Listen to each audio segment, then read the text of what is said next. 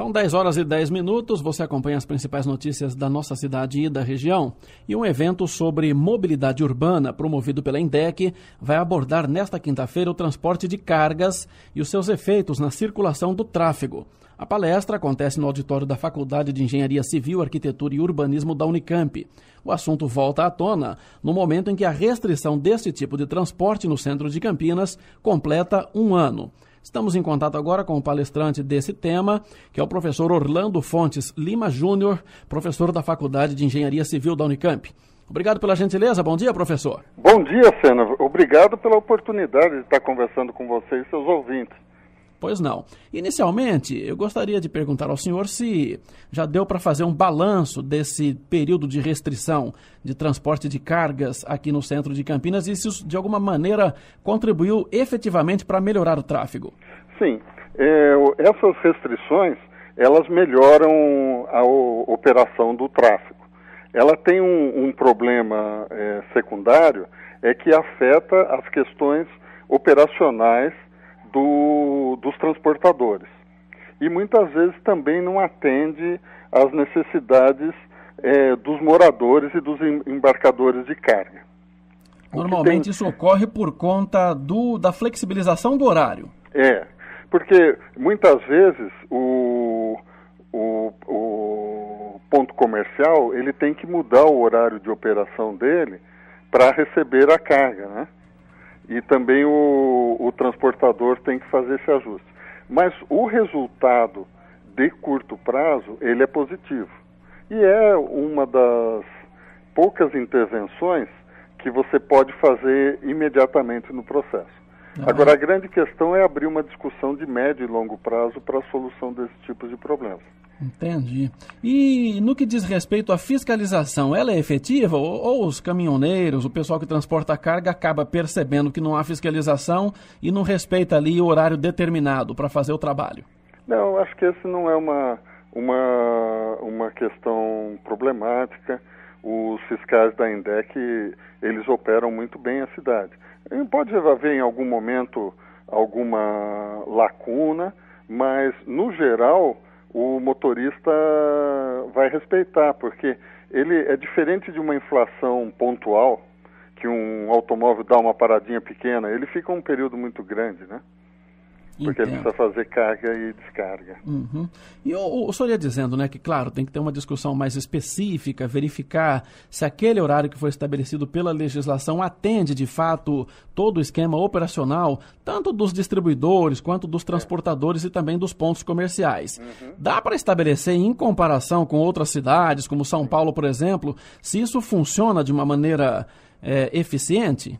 Sim, você tem dois níveis de soluções hoje no mundo em relação a isso.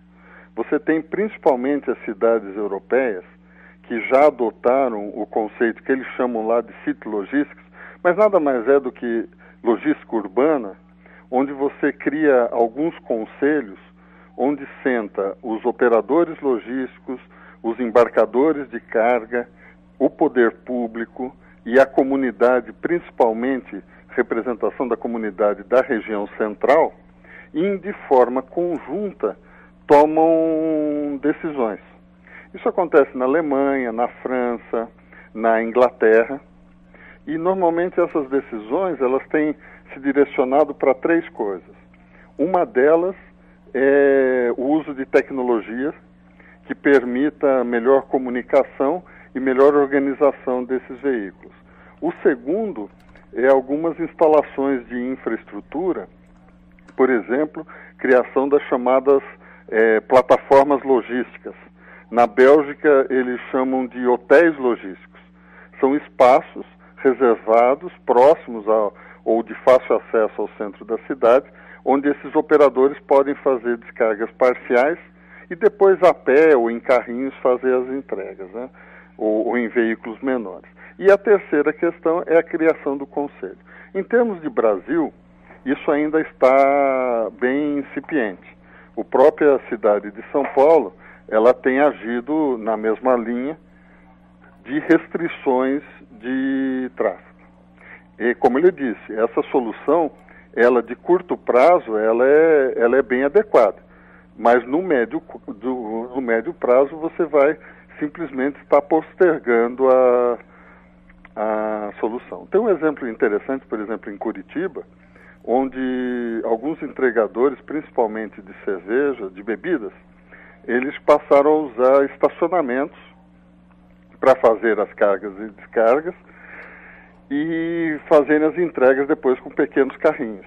E o poder público viabilizou uma determinada isenção, uma redução de taxas para os estacionamentos que disponibilizassem tal operação.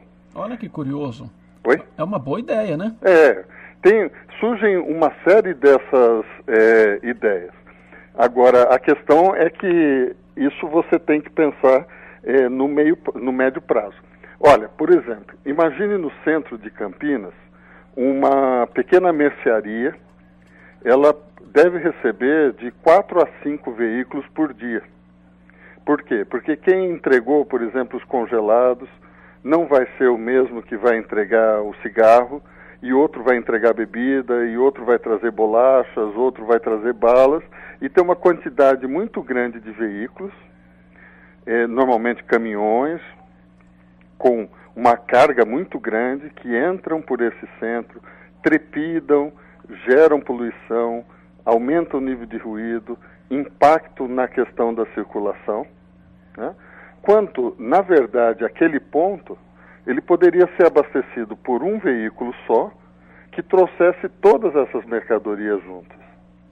Isso que tem sido feito em alguns lugares do mundo. Dá para fazer uma logística só, um transporte só. Exatamente. Só que aí você precisa de um espaço, que é o que na Bélgica se chama hotel logístico, na França, vila de mercadoria, aqui no Brasil, plataforma logística, enfim, o termo não é muito problema. São locais onde caminhões grandes podem fazer a transferência da carga para veículos menores, e esses veículos, sim, que não impactam muito o trânsito, trazem para o centro da cidade. Professor, o senhor está dizendo aí, né, dessa mercearia pequena no centro. Eu estou imaginando aqui, por exemplo, ruas como a Doutor Quirino, aqui no centro da cidade, que tem mercearia. Uhum. A Barão de Jaguara também tem alguns estabelecimentos de pequeno e médio portes. E essas ruas, elas estão exatamente com as mesmas dimensões, do mesmo tamanho de largura, quando Campinas vivia o tempo áureo do café. Exato. Quer dizer, há séculos passados. Uhum. Então, quer dizer, e a gente vê realmente esses caminhões estacionados lá praticamente o dia todo. Né? Cada hora um caminhão diferente. Uhum. O senhor acredita que, enquanto não se tem uma medida como essa que o senhor relatou aí, de primeiro mundo, a prefeitura não poderia, por exemplo, criar alguma maneira de, pelo menos nessas ruas, proibir a entrada em qualquer horário desses caminhões? Então, mas aí quando ela fizer isso, como é que essa mercearia vai ser abastecida? Por isso que é feito normalmente com todos os atores da sociedade. Vou lhe dar um exemplo. Bremen tem um centro antigo no norte da Alemanha que é todinho preservado. Essa região sentou os comerciantes dali com os operadores logísticos e com os outros atores e se acordou determinada operação noturna. Esses locais lá passaram a ter uma porta de entrega, mais ou menos como funciona as bancas de jornal aqui, né? Então o caminhão encosta ali, abre aquela porta, coloca a mercadoria destinada para aquela mercearia, por exemplo, e fecha a porta. No dia seguinte, do outro lado, o comerciante tem uma outra porta de controle de acesso que ele abre e ele pega a mercadoria. Uhum. Ele não precisa estar presente abrindo, mas a questão que você colocou de restringir totalmente inviabiliza o negócio. Entendi. E tem uma coisa mais complicada. Por quê? Porque existe uma tendência de mudança de hábitos. Você imagine, há 15 anos atrás, a quantidade de disque pizza que tinha, por exemplo, na cidade, comparado com hoje. Hoje, cada vez mais, nós estamos recebendo coisas em casa. Uhum. Você tem uns 2 canais de televisão que você compra eletrodomésticos, toalhas, roupas, né? Usamos muito o correio ou os entregadores para pequenos pacotes. Então, a tendência do hábito da sociedade, não só brasileira, mas toda, é aumentar o fluxo de pequenos produtos para a residência. Então, professor, estaria dizendo então que uma atitude drástica como essa poderia inviabilizar um negócio? Então, a solução seria qual? Tentar verificar se durante a noite, por exemplo... Eu acho que é abrir uma discussão conjunta entre os diversos interessados e o conjunto dos interessados mobilizado pelo poder público a começar a dar soluções. E o Brasil é bastante criativo nessas questões. E começar a pensar, e vai ser uma questão natural, de jogar essas cargas maiores, os veículos maiores, para os anéis. Campinas é uma das poucas cidades no Brasil que tem uma característica de circulação muito interessante. Ela é formada por anéis, diferentes das outras cidades que são radiais, ou São Paulo, que agora está tentando fechar o rodoanel dele. Nós já temos isso de forma natural. Então, o fluxo das grandes cargas deveria ficar mais distribuído nesse anel mais externo, que é o anel composto aí pela Dom Pedro, pela Anhanguera e pela Magalhães Teixeira, né? E depois o acesso mais interno pode ser feito a partir de veículos menores. Você tem o terminal intermodal de cargas, já numa posição desse tipo. Você tem o aeroporto de Viracopos e aquela região também com facilidade de acesso ali. Você vai ter futuramente um acesso pela Lix da Cunha, né? Além da João Jorge. Mas você precisa desses espaços organizadores logísticos. Essa é uma ideia que pode melhorar também a circulação. Entendi. Professor Orlando Fontes Lima Júnior, professor da Faculdade de Engenharia Civil da Unicamp. A gente fala aqui também bastante do transporte de cargas, mas a gente sabe que muitos veículos de passeio também congestionam diariamente aqui as ruas centrais de Campinas, com emplacamento cada vez maior de carros novos aqui na cidade. O senhor prevê alguma solução em curto prazo para esse transporte de veículos de passeio no centro de Campinas? Olha, eu acho que é a melhoria do transporte público. E à medida que você for melhorando o transporte público e os usuários começarem a usar efetivamente, poderá haver uma redução. Mas de curto prazo, eu não acredito que exista uma tendência para redução do uso do automóvel na cidade. Às vezes essa discussão do transporte público, né, independentemente da qualidade do transporte público, muita gente é individualista, ela prefere pegar o carro e ir sozinha até o trabalho a pegar outro tipo qualquer de transporte, mesmo que tenha um trem, por exemplo, de excelente qualidade. Isso é uma questão de hábito.